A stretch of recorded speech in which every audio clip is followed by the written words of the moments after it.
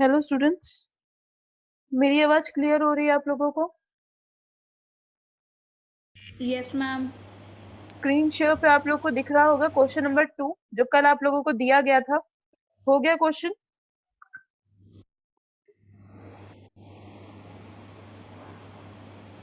No ma'am. कोई doubt है इस टॉपिक पे? Yes ma'am. ठीक है, तो इस पे डिस्कशन शुरू करते हैं। जिसको जुड़ना होगा बाद में जुड़ता रहेगा। हम लोग अपनी क्लास स्टार्ट करते हैं। सबसे पहले देखते हैं इसकी वर्किंग और कॉस्ट शीट आपको तैयार करनी थी। ठीक है, एक बार क्वेश्चन का रिवीजन कर लेते हैं। क्वेश्चन क्या कह रहा है आपसे? क्वेश्चन कहता है प्रॉफिट एंड लॉस अकाउंट आपको दिया गया है जिसमें कि डायरेक्ट मटेरियल 10,000 है, डायरेक्ट लेबर आपके 20,000 है, फैक्ट्री एक्सपेंसेस 9,500 है, एडमिनिस्ट्रेशन के expenses 5,200, selling and distribution expenses 3,800 दिए गए हैं। वही इंटरेस्ट ऑन कैपिटल 1,000 दिया गया है। गुडविल रिटर्न ऑफ हो रही है आपकी 1,500 से। नेट प्रॉफिट आपको गिवन है 3,000 का। क्लियर? उसके बाद क्रेडिट साइड में सेल्स दी गई है आपको। टोटल सेल 50,000 की सेल है। Work in progress in hand मतलब कि ये आपका क्लोजिंग वर्क इन प्रोग्रेस है। कॉस्ट शीट में देखो दो तरह के वर्किंग आते हैं वर्क इन प्रोग्रेस, एक ओपनिंग और एक क्लोजिंग। अगर ओपनिंग क्वेश्चन में गिवन होता तो आपका डेबिट साइड आता। ये किस साइड है? क्रेडिट साइड है। इसका मतलब ये वर्क इन प्रोग्रेस का क्लोजिंग बैलेंस गिवन है 1,300 टोटल। ठीक। उसके बाद कहता है फिनिश स्टॉक इन हैंड मतलब कि क्लोजिंग फिनिश स्टॉक जो हम यूज करते थे वो है आपका 2,700। इतना आपको प्रॉफिट एंड लॉस अकाउंट में दिया गया है। अब बात करते हैं कि कॉस्ट शीट आपको कैसे तैयार करनी है। कॉस्ट शीट तैयार करते समय direct material and direct labour की कॉस्टिंग वही रहेगी। ठीक है। फिर आपका फैक्ट्री एक्सपेंसेस आते हैं जो कि 9,500 बुक में दिया हुआ है। नीचे एडजस्टमेंट कहता है कि कॉस्ट शीट में फैक्ट्री ओवरहेड 50% होंगे आपके डायरेक्ट वेजेस के। मतलब कि डायरेक्ट वेजेस में डायरेक्ट लेबर 20,000 डायरेक्ट लेबर है तो इसका 50% हुआ 10,000। वो होगा आपका फैक्ट्री ओवरहेड। उसके बाद कहता है कि administration overhead 10% of working cost निकल के आएगा। मतलब कि इसके बाद फैक्ट्री ओवरहेड की जो कॉस्टिंग निकल के आएगी उसका 10% होगा आपका एडमिनिस्ट्रेशन ओवरहेड। फिर कहता है सेलिंग एंड डिस्ट्रीब्यूशन ओवरहेड 1 रुपए पर यूनिट के हिसाब से चार्ज किया जाएगा जो कि सोल्ड है। अब देखो हमें कैसे पता चलेगा कितनी यूनिट हमने बेच दी। इसमें बोला गया है कि यूनिट जो हमने बेची है वो है 4,000 और इन हैंड है मतलब क्लोजिंग स्टॉक हमारे पास अवेलेबल है 257। ठीक है। इस बेसिस पे हमें कॉस्ट शीट तैयार करनी है और फिर रिकंसिलेशन। पहले कॉस्ट शीट की बात कर लेते हैं। कॉस्ट शीट में देखो सबसे पहले डायरेक्ट मटेरियल आता है 10,000, डायरेक्ट लेबर या वेजेस 20,000 ऐड किया गया आपका प्राइम कॉस्ट। प्राइम कॉस्ट क्या? फैक्ट्री ओवरहेड आता है जो कि बोला है 50% of direct labours. Direct labour 20,000, इसका 50% कितना हो गया 10,000। ऐड किया तो आता है आपका 40,000। ये है आपका ग्रॉस वर्किंग कॉस्ट। ठीक है। इसमें ओपनिंग को ऐड करा जाता है। Work in progress opening add होती है और क्लोजिंग को माइनस करते हैं। ओपनिंग क्वेश्चन में कुछ नहीं दी थी लेकिन क्लोजिंग दिया हुआ है 1,300 यहाँ पे। ये देखो क्लोजिंग आपको गिवन है वर्क इन प्रोग्रेस 1,300। ये उठा के हमने यहाँ लिख दिया, माइनस कर दिया क्योंकि ये क्लोजिंग था तो माइनस किया जाता है तो 38,700 आता है आपका नेट वर्क कॉस्ट मतलब कि वर्किंग कॉस्ट आपका 38,700 है। नेक्स्ट कहता है कि एडमिनिस्ट्रेशन ओवरहेड आपका 10% होगा वर्किंग कॉस्ट का। नीचे एडजस्टमेंट में लिखा हुआ है यहाँ पे administration overhead at 10% of work cost. Work cost कितनी है 38,700। इसका 10% निकाला 3,870। क्लियर? उसके बाद ऐड कर देते हैं तो ऐड करने पे आया 42,570 मतलब कि 42,570। ठीक है। अब देखो ये कॉस्ट आई है आपकी कितने यूनिट्स पे? ये टोटल यूनिट आए हैं आपके 4,257 10%। क्योंकि क्वेश्चन में ऑलरेडी 10% के बारे में बोला गया था। मतलब कि एक यूनिट में हम 10 रुपए चार्ज कर रहे थे। और इसको अगर ये समझ में भी नहीं आया तो यहाँ से देख सकते हो। टोटल आया है आपका 42,570। ठीक है। टोटल कॉस्ट हमें यूनिट नहीं पता कितनी है। क्वेश्चन में यूनिट बोली है। यूनिट कहता है कि हमने 4,257 यूनिट बनाई है। कैसे? 4,000 तो हमने बेच दी। मतलब कि जितनी भी यूनिट बनाई थी उसमें से हमने 4,000 यूनिट बेच दी। अब हमारे हाथ में कितनी यूनिट है? 2,257 हमारे हाथ में अभी भी रखी है। तो टोटल हमने कितनी बनाई होंगी? दोनों को जोड़ दो। 4,257 यूनिट हमने टोटल प्रोडक्शन की है। यहाँ से निकल के आ गया। अब देखो इस बेसिस पे निकाल सकते हैं कि एक यूनिट की कॉस्ट कितनी है। जब टोटल हमने 4257 यूनिट बनाई, टोटल कॉस्ट आपकी 42,570 आ रही है, तो एक यूनिट की कॉस्ट कितनी है? 10 रुपए। यहाँ से आपको समझ में आ गया कि पर यूनिट कॉस्ट आपकी 10 रुपीज चल रही थी। इसके बाद ओपनिंग स्टॉक ऑफ फिनिश्ड नहीं दिया गया है। क्वेश्चन में कहीं भी नहीं लिखा कि ओपनिंग स्टॉक कितना था, लेकिन क्लोजिंग स्टॉक की डिटेल्स आपको दी गई है। कैसे पता दी गई है? क्वेश्चन में कहता है कि क्लोजिंग के टाइम पे हमारे पास जो सामान है वो है 257 यूनिट का, ठीक है। लेकिन हमारी प्रॉफिट एंड लॉस अकाउंट कहता है कि हमारे पास 2,700 रुपए का क्लोजिंग स्टॉक अवेलेबल है, पर अकॉर्डिंग टू ये कॉस्ट शीट हमारा कितना निकलता है? 2570। ये कैसे आया? 257 हमारे पास पहले से है, क्वेश्चन में दिया गया है। एक यूनिट 10 रुपए की है, हमने यहाँ से निकाल लिया, मल्टीप्लाई किया तो 2570 निकल के आता है आपका closing stock of finished goods. इसको क्या कर देंगे? हम माइनस कर देंगे। अगर ओपनिंग अवेलेबल होता तो हम ओपनिंग को यहाँ पे ऐड करते, पर क्वेश्चन में कहीं भी ओपनिंग की कोई डिटेल नहीं दी गई थी। क्लोजिंग माइनस किए तो आपका आंसर आता है यहाँ पे 40,000, ठीक है। ये निकल गया कॉस्ट ऑफ गुड सोल्ड, हमारा कितना हो गया? 40,000 कॉस्ट ऑफ गुड सोल्ड निकल गया। अब सेलिंग डिस्ट्रीब्यूशन में हमारी एडजस्टमेंट क्या दी गई है? कहता है कि सेलिंग एंड डिस्ट्रीब्यूशन के टाइम पे जितनी भी यूनिट बेची गई हैं वो आपकी 1 रुपए के हिसाब से बेची गई हैं। क्वेश्चन आपसे कहता है कि हमने कितनी यूनिट बेची है? आपकी 4,000 यूनिट्स बेची है, तो 4,000 यूनिट 1 रुपए के हिसाब से कितने की हुई? 4,000 की हुई। यहाँ पे आप क्या कर देंगे? ऐड कर देंगे, तो कॉस्ट ऑफ सेल्स कितनी निकल के आती है? 44,000 निकल के आती है। अब हमें निकालना है कि हमारा प्रॉफिट कितना है। प्रॉफिट निकालने के लिए क्या करेंगे? क्वेश्चन में टोटल सेल देखो, पहले ही प्रॉफिट एंड लॉस अकाउंट में 50,000 दी गई थी। हमने क्या किया? 50,000 से 44,000 को माइनस कर दिया, तो निकल के कितना आ गया? 6,000 निकल के आ गया। इस तरह से पूरी कॉस्ट शीट आपकी तैयार कर दी जाएगी, सारी एडजस्टमेंट आपको दी गई थी। कॉस्ट शीट तैयार हो गई, हमें प्रॉफिट निकल के आ गया। इसका मतलब है जो क्वेश्चन में आपसे पूछा गया था ये चीज, कि सबसे पहले कॉस्ट शीट तैयार करिए, कॉस्ट अकाउंट, उसका प्रॉफिट निकालिए, profit as per cost account, उसके बाद रिकंसिलिएशन अकाउंट को हमें तैयार करना था। सेल देखो यहाँ पे क्वेश्चन में दी गई थी 50,000, जो कि हमने डायरेक्ट वहां से माइनस करके प्रॉफिट निकाल लिया। अब निकल गया 6,000 हमारा प्रॉफिट है, रिकंसिलिएशन अकाउंट बन जाएगा। कैसे बनेगा? पहले हम देखते हैं वर्किंग नोट आपका क्या है। इस साइड सारी कॉस्ट शीट की एंट्रीज लिखी गई हैं और यहाँ पे आपके फाइनेंशियल की एंट्रीज लिखी गई हैं। अब देखो यहाँ पे चेक करते हैं। सबसे पहला आता है आपका फैक्ट्री ओवरहेड। फैक्ट्री ओवरहेड जब हम कॉस्ट शीट में आते हैं तो फैक्ट्री ओवरहेड का खर्चा आया कितना? 10,000, ठीक है। उसके बाद यहाँ पे अगर हम फाइनेंशियल के पास जाते हैं तो फाइनेंशियल में आपका फैक्ट्री कॉस्ट आ रहा था 9,500। अब क्या करेंगे? यहाँ पे लिख दिया 10,000 आपकी कॉस्टिंग हो गई और 9,500 आपकी फाइनेंशियल की कॉस्ट निकल गई। डिफरेंस आया यहाँ पे 500 यूनिट्स का। चेंज कितने का आया आपका? 500 का। अब देखो यहाँ पे एक्सपेंसेस फाइनेंशियल के ज्यादा कम हो रहे हैं, मतलब कि कॉस्ट के अकॉर्डिंग फाइनेंस ने क्या किया? फैक्ट्री पे कम खर्चा किया। जब खर्चा कम हुआ तो प्रॉफिट क्या हुआ होगा? बढ़ा होगा।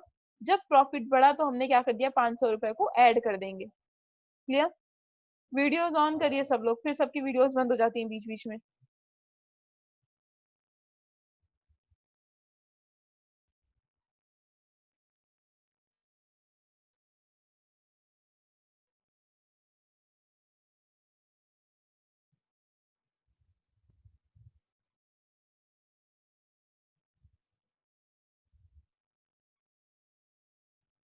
वीडियोस ऑन करिए कोमल सिंह। इसके बाद क्या होगा? हमने देखा कि फैक्ट्री ओवरहेड में 10,000 आपकी कॉस्ट है। उसके बाद फाइनेंशियल में आपकी 9,500 कॉस्टिंग दी हुई है। डिफरेंस कितने का आया आपका? 500 रुपए का डिफरेंस आ रहा है। फाइनेंशियल में 500 रुपए से कम का डिफरेंस है, मतलब कम खर्चे किए गए हैं, तो वो क्या हो जाएगा? आपका ऐड हो जाएगा, क्योंकि प्रॉफिट आपका फाइनेंशियल का बढ़ गया था। एडमिनिस्ट्रेशन ओवरहेड में आते हैं। कॉस्ट में आपका दिया है 3,870 रुपए का खर्चा आया है अकॉर्डिंग टू कॉस्ट। फाइनेंशियल कहता है कि हमने 5,200 रुपए का खर्चा किया है, तो यहाँ पे क्या हुआ? फाइनेंशियल ने ज्यादा खर्चा किया। ज्यादा खर्चा किया तो फाइनेंशियल का प्रॉफिट क्या हो गया? कम हो गया। और जैसे ही प्रॉफिट कम हुआ हम क्या कर देंगे? अब माइनस कर देंगे। किसको माइनस करेंगे? इन दोनों के डिफरेंस को। तो डिफरेंस आ रहा है 1,330, ये डिफरेंस माइनस किया जाएगा। सेलिंग पे चलते हैं, तो सेलिंग पे आपका आ रहा है, सेलिंग कहता है कि कॉस्ट में 4,000 हमने सेलिंग पे खर्चा किए हैं, और फाइनेंशियल कहता है कि हमने 3,800 रुपए फाइनेंशियल में खर्चा किए हैं। इन दोनों का डिफरेंस आया 200 रुपए। फाइनेंशियल पे कम खर्चा हुआ तो खर्चा कम होने से प्रॉफिट बढ़ गया, प्रॉफिट बढ़ते ही ये 200 रुपए क्या कर दिए जाएंगे आपके, ऐड कर दिए जाएंगे। उसी तरह से स्टॉक, फिनिश्ड गुड्स का स्टॉक देखते हैं। क्वेश्चन में 2700 दिया हुआ था, हमने कॉस्ट शीट बनाई तो आंसर आया 2570 रुपए, डिफरेंस आ रहा है 130 रुपए का। इस डिफरेंस से हमें ये पता चला कि फाइनेंशियल में हमने क्या किया, ज्यादा से ज्यादा यहाँ पे खर्चा कर दिया। मतलब कि जो क्लोजिंग स्टॉक है आपका फिनिश का, एक तरह की इनकम की तरह यहाँ पे ट्रीट किया जाएगा। मतलब कि अभी हमारे पास ये स्टोरेज है, स्टोरेज है, इसका मतलब इन केस हम आगे फ्यूचर में आगे से सेल करते तो हमारी फाइनेंशियल की इनकम होगी। इनकम कितनी ज्यादा होगी, 130 रुपए से ज्यादा होगी। इनकम ज्यादा होने का मतलब है प्रॉफिट इंक्रीज हुआ, और प्रॉफिट इंक्रीज होते ही 130 रुपए क्या कर दिए जाएंगे, यहाँ पे ऐड कर दिए जाएंगे। इसी के साथ इंटरेस्ट ऑन कैपिटल पे चलते हैं। इंटरेस्ट ऑन कैपिटल कहता है कि कॉस्ट में कोई एडजस्टमेंट इंटरेस्ट ऑन कैपिटल की नहीं आती है, लेकिन फाइनेंशियल ने 1000 रुपए का खर्चा कर दिया। 1000 का खर्चा हुआ, प्रॉफिट कम हुआ, प्रॉफिट कम करते ही 1000 रुपए हमने क्या कर दिए, यहाँ से माइनस कर दिए। सिमिलरली यहाँ पे गुडविल रिटर्न ऑफ हो रही है आपकी, कैंसिल की जा रही है, कॉस्ट में कोई एडजस्टमेंट इसकी नहीं की जाती है। फाइनेंशियल पे बोला गया कि 1500 का हमने खर्चा कर दिया, खर्चा बढ़ गया है, बढ़ने से प्रॉफिट आपका कम हो जाएगा, और प्रॉफिट कम होते ही 1500 रुपए हमने क्या कर दिए, यहाँ से लेस कर दिए। इसी को एडजस्टमेंट टेबल को ध्यान में रखते हुए अब क्या किया जाएगा, आपकी रिकंसिलिएशन स्टेटमेंट को तैयार किया जाएगा। ठीक है, रिकंसिलिएशन स्टेटमेंट के अकॉर्डिंग सबसे पहले हम profit as per cost sheet लिखते हैं 6000 रुपए, वो 6000 यहाँ पे लिख दिया गया।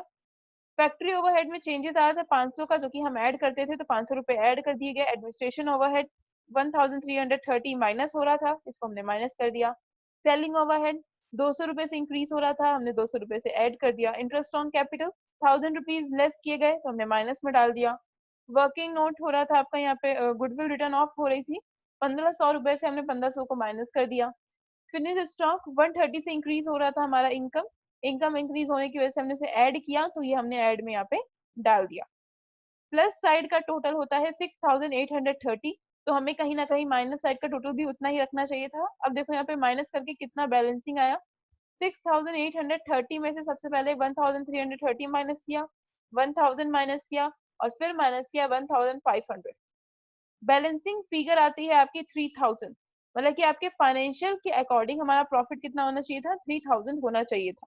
अगर क्वेश्चन में हमारा प्रॉफिट 3000 दिया गया है, इसका मतलब हमारी रिकंसिलिएशन स्टेटमेंट, हमारा कॉस्ट शीट और साथ ही साथ हमारा एडजस्टमेंट टेबल सही था। एक बार इसको चेक कर लेते हैं कि क्या हमारे क्वेश्चन में दिया गया था इतना। तो क्वेश्चन का जो आपका प्रॉफिट है वो आपका 3000 दिया गया है। ठीक है, तो प्रॉफिट एंड लॉस के अकॉर्डिंग हमारा जो प्रॉफिट आया वो कितना आया, 3000 क्वेश्चन में अवेलेबल था, जिससे ये क्लियर हो गया कि हमारा रिकंसिलिएशन स्टेटमेंट एकदम सही तरीके से तैयार किया गया है। अब कोई डाउट इसमें, इस क्वेश्चन में कि कैसे सॉल्व हो गया। सबसे पहले काम है आपका कॉस्ट शीट तैयार करने का। एक बार कॉस्ट शीट तैयार हो जाएगी तो रिकंसिलिएशन स्टेटमेंट बनाने कोई बड़ी बात नहीं है, सिर्फ इतना समझना है कि क्या ऐड किया जाएगा और क्या लेस किया जाएगा। आज ही सुबह मैंने टेलीग्राम पे आपको 2 फोटोज शेयर की हैं, देखा होगा। टेलीग्राम पे जो 2 फोटो आई है, पूरा फॉर्मेट है। अगर ये तुम्हें समझ में नहीं आता कि फाइनेंशियल का प्रॉफिट बढ़ रहा है, प्रॉफिट कम हो रहा है, उसका हम कैसे कैलकुलेशन करेंगे, कैसे ऐड करेंगे, और जो लोग बिलीव करते हैं कि हम रट लेते हैं पूरा फॉर्मेट, तो उनके लिए मैंने फॉर्मेट वहां पे भेज दिया है। अगर क्लियर रहे, वहां से समझ में आता है, तो उसका पूरे रटने का काम हो तो वहां पे रट भी सकते हो। ये तो क्लियर कॉन्सेप्ट, बस इतना है कि लॉजिक समझने की कोशिश करो। हर टाइम पे इतनी सारे फॉर्मुले, इतना सब कुछ आप रट नहीं सकते हो, याद नहीं कर सकते। लॉजिक ध्यान रखो कि हमने किस टाइम पे उसको ऐड किया और किस टाइम पे उसको माइनस किया। तो लॉजिक बस इतना है, किसी भी एक्टिविटी की वजह से अगर फाइनेंशियल का प्रॉफिट इंक्रीज होता है तो हम ऐड कर देते थे, और अगर फाइनेंशियल का प्रॉफिट कम हो रहा था तो हम उसे क्या कर देते थे, माइनस कर देते। ठीक है, इतनी चीज ध्यान रखनी थी। अभी इसमें कोई डाउट।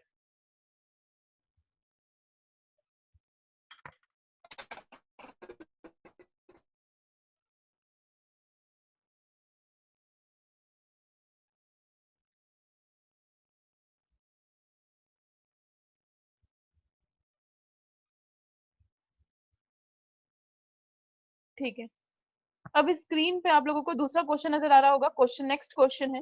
इस नेक्स्ट क्वेश्चन के अंदर सबसे इजी और सबसे लास्ट क्वेश्चन है भी आपका। रिकंसिलिएशन स्टेटमेंट का जो चैप्टर है, बहुत छोटा चैप्टर था, बस इतना ही कॉन्सेप्ट था जो अभी तक हमने पढ़ा। ठीक है, इस कॉन्सेप्ट के अकॉर्डिंग जितने भी क्वेश्चंस आपके बुक में दिए गए हैं, वो सारे क्वेश्चंस की प्रिपरेशन आपको खुद को करनी होगी। ठीक है, बुक आप लोग के पास अवेलेबल होगी, परचेज कर रखी होगी आपने कॉस्ट की, उसके जितने क्वेश्चन दिए गए हैं उन सबके क्वेश्चन की प्रैक्टिस आपको करनी है। मेरा काम कॉन्सेप्ट समझाना था, बस इतना ही कॉन्सेप्ट इसमें दिया गया था। अब क्या करना है आपको, ये क्वेश्चन देखिए आप। क्वेश्चन कहता है कि financial book of a company net profit show करती है 1,27,560 का, जो कि आपके 31 दिसंबर 2003 को दिया गया था।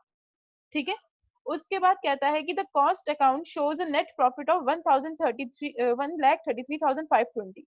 मतलब कि फाइनेंशियल बुक के अकॉर्डिंग हमारा प्रॉफिट हो रहा है 1,27,000 का, और कॉस्ट अकाउंटिंग के अकॉर्डिंग हमारा प्रॉफिट हो रहा है 1,33,520 का। कुछ एडजस्टमेंट आपको दी गई हैं, जो कि कहता है कि factory overhead under recovered in cost account 11,400 रुपए। अब देखो यहाँ पे टैली करने की आपको जरूरत नहीं है कि किसमें ज्यादा किसमें कम। अब लैंग्वेज समझनी है आपको। लैंग्वेज सबसे पहला कहता है कि फैक्ट्री ओवरहेड अंडर चार्ज है। अंडर चार्ज का मतलब क्या होता है? अंडर मतलब नीचे, मतलब कि कम चार्ज है किसके कंपैरिजन में? फाइनेंशियल के। मतलब कहीं ना कहीं फाइनेंशियल में पैसे ज्यादा लिखे गए हैं। जब फाइनेंशियल में खर्चा ज्यादा हुआ है तो हम 11,400 को क्या कर देंगे? ऐड कर देंगे। ये अंडर चार्ज है।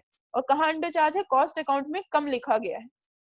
उसके बाद administration overhead over recovered in cost account, मतलब कि एडमिनिस्ट्रेशन ओवरहेड की जो खर्चे हैं कॉस्ट अकाउंटिंग में ज्यादा लिखे गए हैं। और कितने ज्यादा लिखे गए हैं? 8,400 से ज्यादा लिखा गया है। मतलब कि कॉस्ट अकाउंट में खर्चा ज्यादा हुआ है as compare to financial.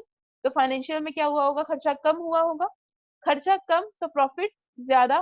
Profit ज्यादा तो क्या होगा? 8,400 को हम क्या कर देंगे? यहाँ पे ऐड कर देंगे।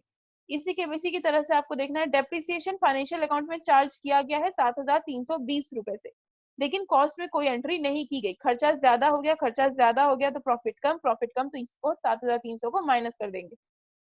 डेप्रिसिएशन कवर्ड हो रहा है आपका, एक एडजस्टमेंट और दी गई थी 7,900 से, तो इनका डिफरेंस निकाल के आप देख सकते हो किसमें ज्यादा और किसमें कम है, वहां से कैलकुलेशन हो जाएगी।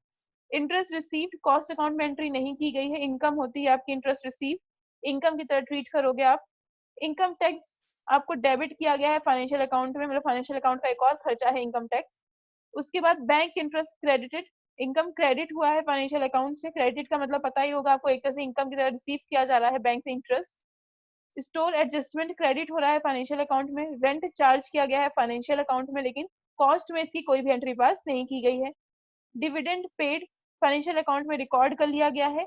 इसका जो लॉस है इसकी फिगर फाइनेंशियल अकाउंट में ट्रीट की गई है 520 रुपए से।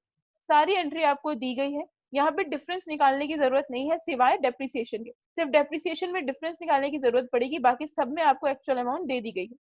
अब देखना ये है कि ऐड कौन होगा और सब्ट्रैक्ट किसे किया जाएगा। दो लैंग्वेज यूज की गई है। सबसे पहला अंडर रिकवर्ड, फिर ओवर रिकवर्ड। अंडर मतलब उसमें कम लिखा गया है, ओवर रिकवर्ड उसमें ज्यादा लिख दिया गया है। नॉट इंक्लूडेड मतलब कि इसके अंदर कोई भी अमाउंट मेंशन की ही नहीं गई है, उसमें कोई एंट्री पास नहीं की गई है। डेबिट हो रहा है इनकम टैक्स, मतलब कि खर्चा निकल रहा है, आपके अकाउंट से पैसे गए हैं। क्रेडिट हो रहा है मतलब फाइनेंशियल अकाउंट को इनकम हुई है बैंक इन्वेस्टमेंट से, क्रेडिटेड हो गया। रेंट चार्ज किया गया है फाइनेंशियल अकाउंट में, कि सिर्फ फाइनेंशियल अकाउंट में ही रेंट की एंट्री की गई है, कॉस्ट में ऐसी कोई एंट्री नहीं है। डिविडेंड पेड, पेड है, खर्चा होगा, खर्चा होगा तो उसी के अकॉर्डिंग इसमें एंट्री की जाएगी। उसके बाद लॉस दिया गया है, लॉस ऑफ एक्सीलेंस चार्जेस, किस तरह से लॉस होने के टाइम पे चार्जेस पे किए गए फाइनेंशियल अकाउंट में, वो एंट्री यहाँ पे पास की गई है। क्लियर? इसका आंसर करने की कोशिश कीजिए जब तक टाइम है आपके पास। अगर ये क्वेश्चन को समझने में कोई इश्यू आया हो तो पूछिए कि ये क्वेश्चन ही समझ में नहीं आया, इस क्वेश्चन में कैसे और क्या बोला गया था।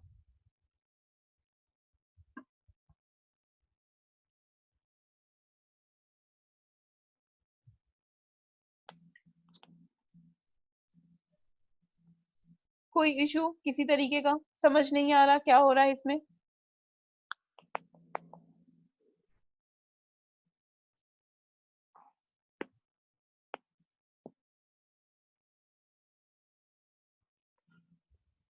वीडियोस ऑन करिए ताकि मैं देख सकूं कोई क्वेश्चन कर भी रहा है कि सिर्फ बैठे ही हुए हैं।